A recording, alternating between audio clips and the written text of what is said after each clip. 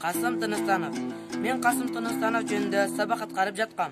Чынында ал киши жөнүндө эч нерсе билчү эмесмин. Улуу адамдын өмүр баянын окуган соң, баягы Касым Тыныстановго жала жапкан адамдарга киним келди.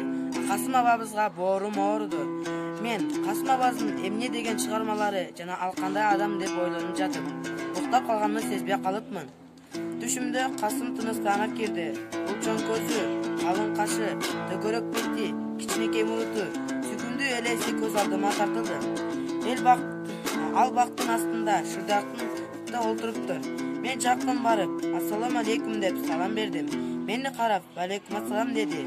Биз маектешип олтурганда суроо бердим. Касым аба, эмнеге сизди атып салышкан десем, балким ким бирөөнүн иштаачылыгынан го деп жооп берди. Биздин маек бир аз созулган соң, мен ойгонуп кеттим. Мен Касым Тыныстанов түшүмө көргөнүмө аябай кубандым. Жана ал жөнүндө алган маалыматы өмүр бою эсимде калат. Кыргыздан чыган уулунун эмгегин ар бир жаш муун бакташы керек деп эсептейм.